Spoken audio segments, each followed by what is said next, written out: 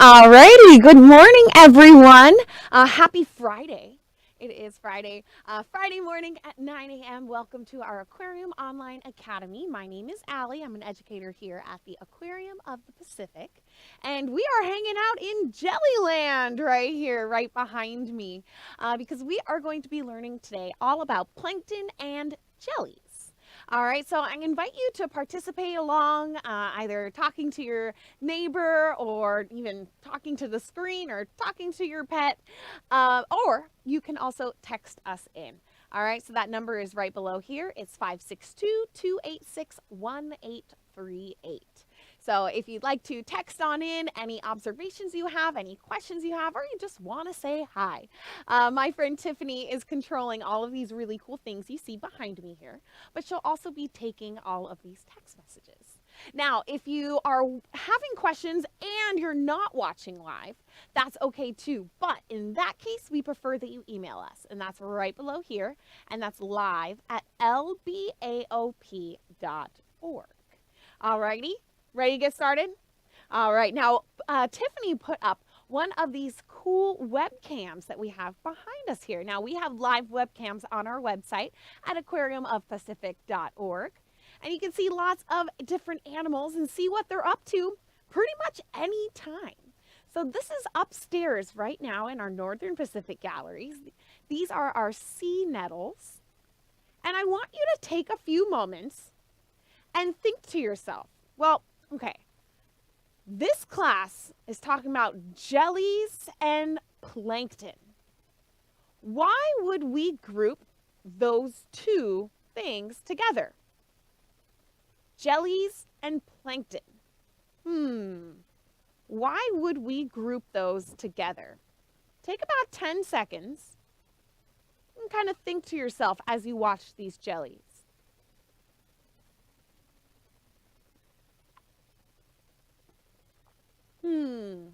If you have any ideas about why we would group jellies and plankton together, go ahead and text us on in 562-286-1838. I'd love to hear a little bit about what you're thinking.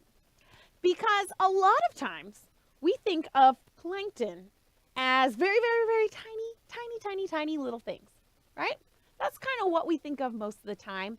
Or we often associate plankton with tiny little plants, animals, even things that some large whales eat, tiny little krill.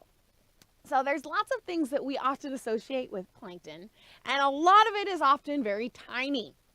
But plankton can actually be pretty big too. That was a little bit of a hint on why we grouped these together. So plankton, we're going to go just to a basic definition here.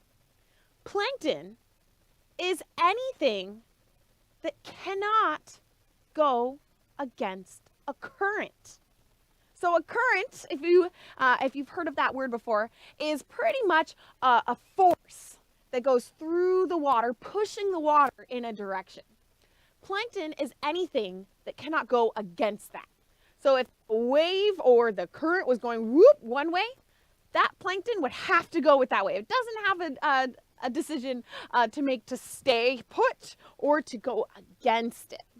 All right, so jellies, what do you think? Can they go against a current? Look at the way they're kind of moving right now.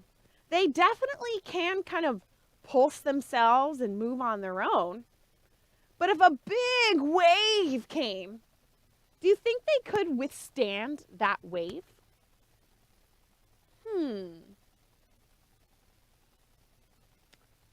I don't think so either. Yeah, they're definitely able to move, but not very well, right? Not very powerful to resist anything.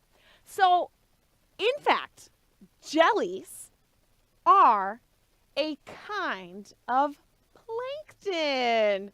So I'm going to go ahead and actually switch to my document camera here for a second because we're going to be kind of looking at some words today. All right, so that first word is plankton. It's a little bit dark. Let me turn it up. My friend Tiffany said it's a little dark. Is that a little bit better? Ah, right. So plankton, remember, is anything that cannot go against a current. I'm going to draw a little current here, and it cannot go against it. All right? Hopefully that makes sense. Now, the opposite of plankton for basics is nectin. All right? That's going to be the next word I'm writing.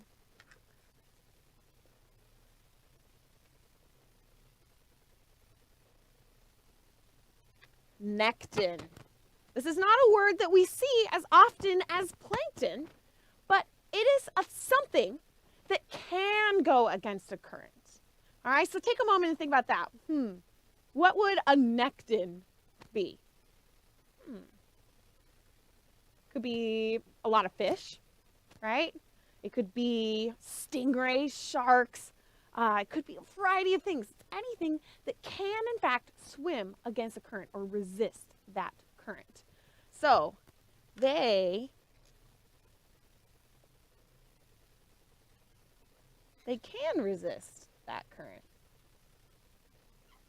All right, so those are our first two words. Plankton cannot go against a current. Nectin can, in fact, go against a current. So let's take a look at some other plankton, because most of the time I mentioned what we think of it as really small things, right? And jellies are definitely part of the plankton group, but a lot of plankton is very, very tiny. So let's take a look at maybe if we have some plankton. Ooh, this is a great video of kind of what it looks like to be in the world of plankton. Now, these plankton here are not big like a lot of jellies. These plankton are very, very, very, very tiny, microscopic to the human eye. So most of the time we use like a microscope in order to see these things, but they are plentiful in the water. If I were to go and get a bucket of water out from the ocean, I would find so many things just like this floating in there that you might not have known were even in here. Now take a look at the structures, at the shapes, even at the colors. Do all of these things look the same? While you're taking a moment to observe that, as a reminder, if you have any questions or comments, go ahead and text that in to 562-286-1838. Now, do they all look the same? There's some pretty cool structures here, right? They definitely all don't look the same. Some of them are circular. Some of them look like they have big antennas. Yes, they are all very different because plankton can be a variety of animals. It's just not one thing. Now, most of these here that we're looking at are, in fact, animals. Ooh, yeah. Do these look like typical animals? Some of these, like this one right here. Does this look like an animal? Not really like you would think of, right? But, in fact, they are animals. And that is going to be our next word. So I'm going to come over to my whiteboard again. Our next word we are going to look at is this word right here. Zooplankton. Or you can say zooplankton. Sometimes that helps me a little bit because, well, zooplankton means plankton that is an animal. All right, so it's a living animal. And how I remember it is, well, zoo or zoo, you go to a zoo to see what? To see animals, exactly. So that's how I remember it. Zooplankton, animal plankton. But not all plankton is an animal. There's also, does anyone know? You've probably heard of this word before. Starts with a P. Yeah, you got it. Phytoplankton.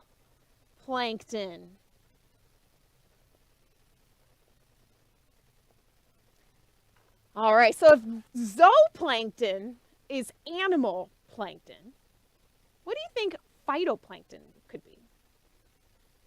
Yeah, you got it. Plants. Exactly. So phytoplankton, phyto, you might see here, it is plankton that is pretty much like a plant. Sometimes it's an algae. They all are photosynthetic. All right, which means that, here's a great picture. Again, this is very, very zoomed in. You could not see this with just your naked eye. This is with great magnification. But here are some little diatoms, little photosynthetic plankton. So again, photosynthesis, as you probably remember from learning about trees and plants, so when they take in the sunlight, right? Take in the sunlight, mix it with CO2, so carbon dioxide, what we exhale, also water, and they convert it into oxygen, what we take in, and food, sugar. Yeah. So if we added all of the phytoplankton and just all of the algae and everything in the ocean that produces oxygen, they produce more oxygen than even all of the plants and all of the trees on land. So over half of our oxygen that we breathe, so more than every other breath, well, we can thank the ocean for that. So not only is the ocean important to thousands of animals out in the ocean that live there, but it's actually really important to us too. Because if we don't take care of our ocean, well, then we might not have enough oxygen for us on land. Now I'm going to pause for a moment because I see we have lots of questions.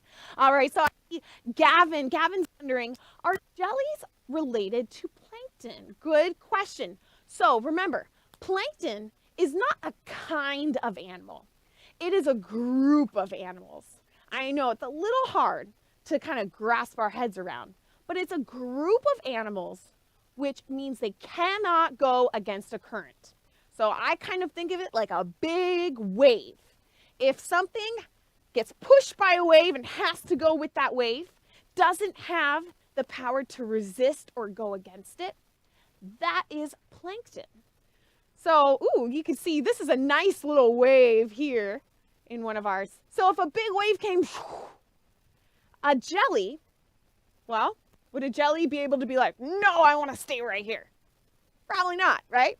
So if a big wave came, then that jelly would have to go with that current. Whereas look at this fish over here.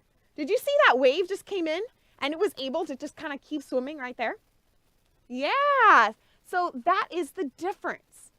All right, so plankton have to go with it, have to go with the current or the wave, with that movement. Nekton, or a lot of other animals, like some bigger fish, they do not have to. So jellies, yes, are plankton. They're a kind of plankton. All right, remember, plankton is a group of animals versus just an animal itself. Dustin's wondering, are plankton see-through? Great question. Well, let's check it out, Dustin. We are looking at some plankton right now. What do you think? Maybe let's take a look at one of our other kind of jellies, a moon jelly. It's one of my favorite jellies here that we have at the aquarium. What do you think? Yeah, they can be see-through. Totally, exactly. So probably not all of them are see-through. I know some jellies that are maybe a little thicker or a little more kind of milky looking that you can't quite see through as well. Ooh, here's beautiful nettle here. But a lot of them are see-through. Yeah, great observations. Here's one that you can really see right through.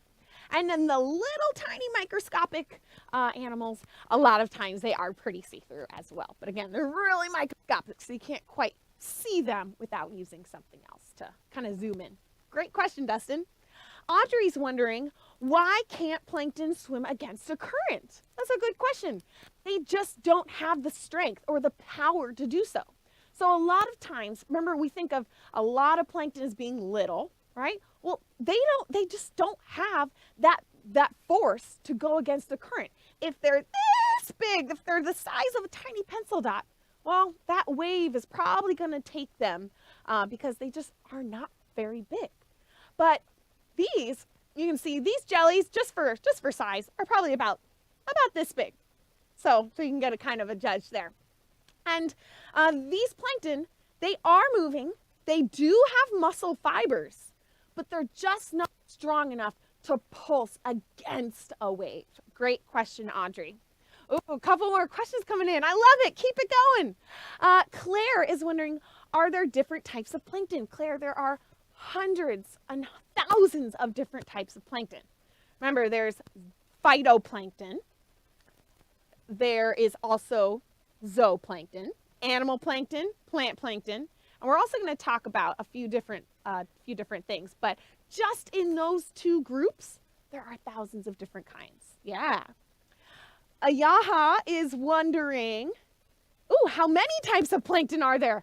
That's a great question. It is a lot, and it changes on how you look at it. Because, well, let's jump into that.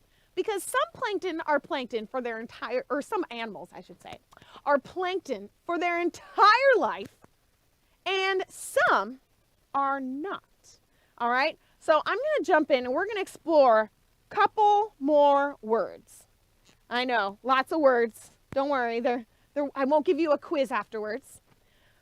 But we already went over plankton. Remember, anything that cannot go against a current. Nekton, things that can go against a current. Zooplankton, animal plankton. Whereas phytoplankton is plant plankton. Now, we're going to get a little deeper because you are doing so well and asking so many great questions. We're going to get a little bit deeper. Now, again, I mentioned that, well, it depends on how many kinds of plankton, because some of them are plankton for their entire life. Some of them are not. So if they are hollow plankton, not hollow like there's nothing inside, H-O-O. If they are, or you could say holoplankton, that means that they are plankton their entire life. All right? So, let's think about what kind of plankton that would be, or what kind of animal that would be. Well, adult jellies are plankton, right? We saw. Do you think that even as babies, they're plankton? Yeah, exactly. So they're plankton their entire life. All right, so, thank you, Tiffany. This is a great picture. So even these tiny little babies that you see right here, those are plankton. They can't go against the current. When they grow up, they're a lot bigger, but they still can't go against the current. So these are what we call holoplankton. All right, now there's also meroplankton. We're going back to our whiteboard here. Thank you. All right. This is our last word. I know, it's a lot. This right here, meroplankton, well, it means that they change. At one point of their life, they're plankton, but at another point, they're not. Also, don't worry about remembering these exact words. The overall thing is just kind of understanding, well, there's lots of different kinds, right? So meroplankton means that, okay, well, maybe they're born as a plankton, right? And then they grow up to be a nekton, something that can go against a current. So, Tiffany, why don't we look at,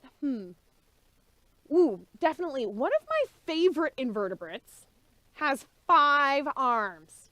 Anyone know what I'm talking about? Yeah. Sea stars. They're one of my favorite echinoderms or invertebrates.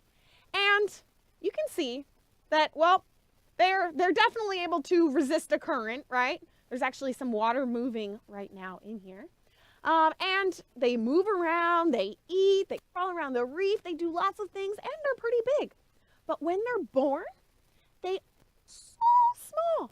They look like like a tiny, tiny little spaceship almost. Actually, if we go back one ago, because we might have a picture of it. Ooh, some different zooplanktons. So they kind of look like a weird little spaceship. Not really these ones right here, but more of, ooh, look, they're all moving. I can't even point one out. They kind of look like these little ones in here. So they're plankton when they're born because, well, the sea star, the grown-up sea stars, will spawn eggs and sperm, and it'll come together and they'll be fertilized, and it'll be a little larva. And that little larva will boop, boop, boop. They do swim, just like you're seeing here. But again, if you were a big wave, you'd have to go with that wave. As they grow up, they get bigger and bigger, and then they are no longer plankton. A lot of fish are like this too. So a lot of fish, are very, very small as babies. Very, very tiny, tiny little critters.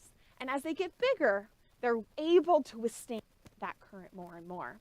Ooh, like this fish right here, or even our sea anemones. They also can spawn.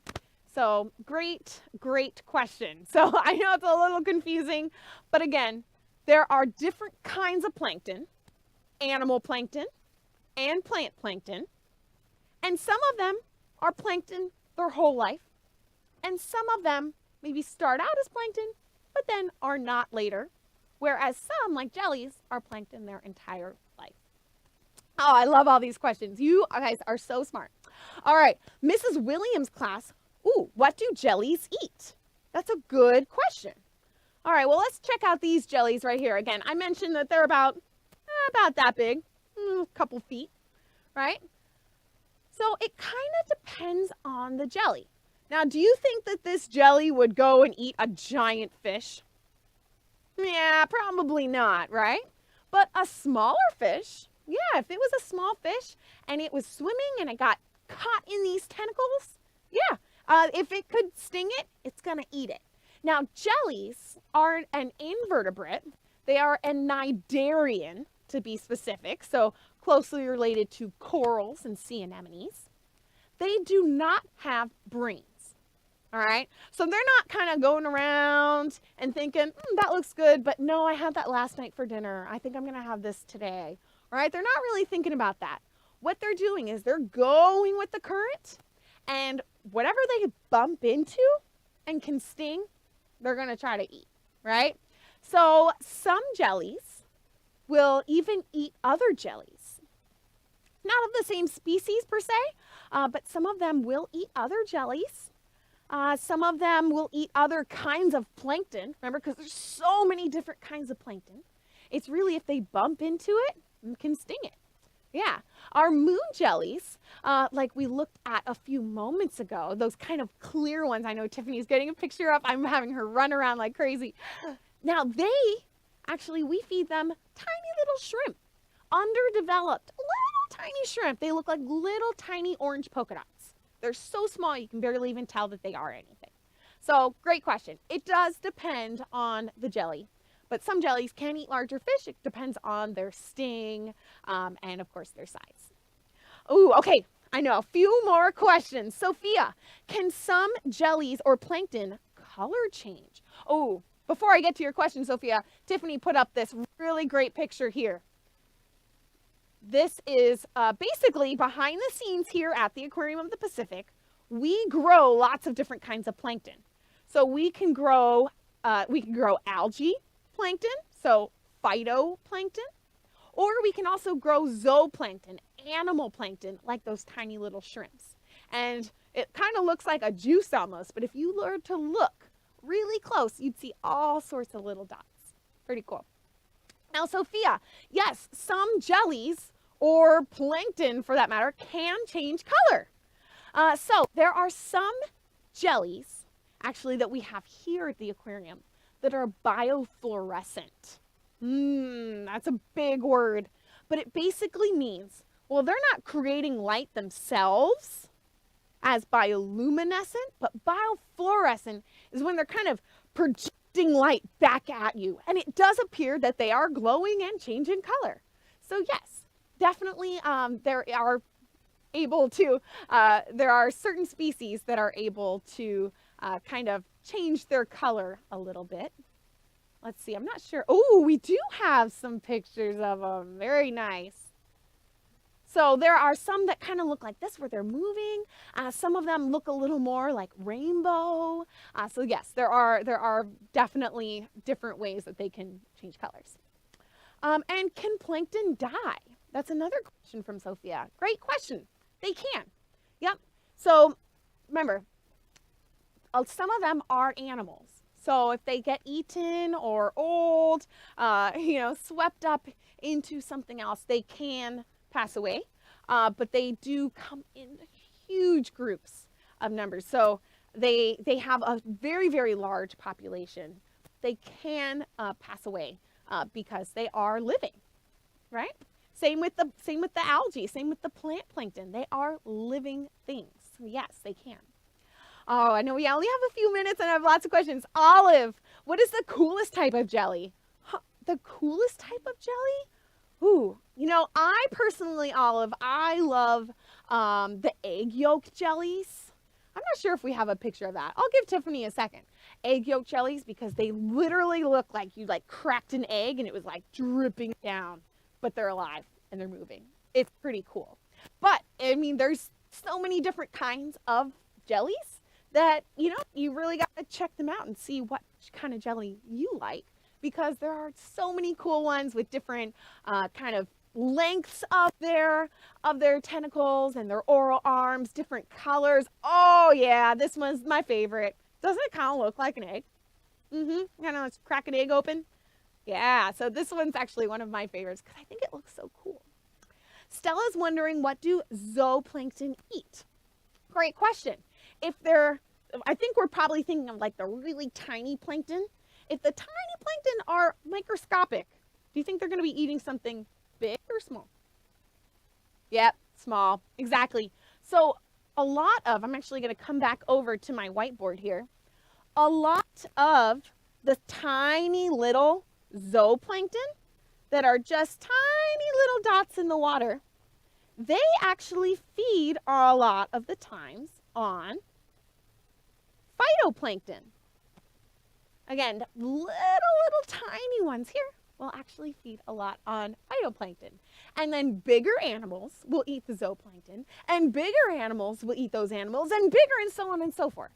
So pretty cool. The phytoplankton is really the base of the food chain. It is the producer of food because they don't have to eat anything. They use the sunlight to create their food. Okay, a couple last questions here.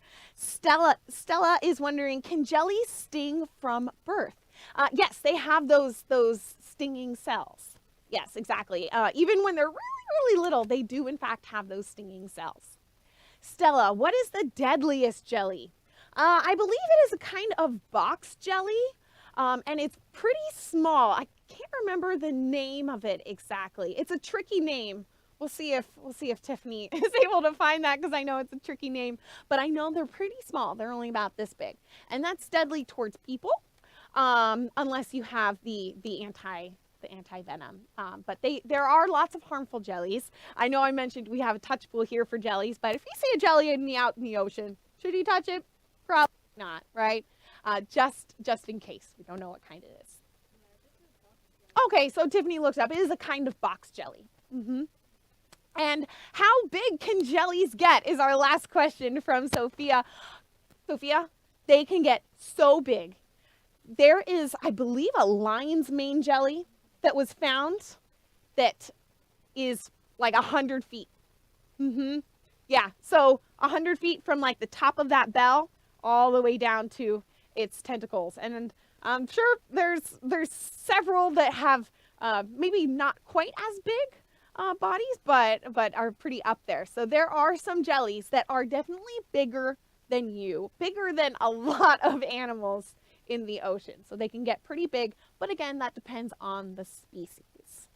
Alrighty, everyone. Well, I had so much fun with you exploring jellies and plankton. I know I had a lot of big words up there, but don't worry about those words as much as what we talked about and we discussed. just that there's lots of different kinds of jellies. There's lots of different life patterns for animals, starting out as plankton, ending up as plankton, and vice versa. And I hope you had fun learning. If you do have any more questions, live@lbaop is our email. Go ahead and send that on over. But I hope we see you next week. Again, my name's Allie. Thanks for hanging out with us today. Bye, everyone.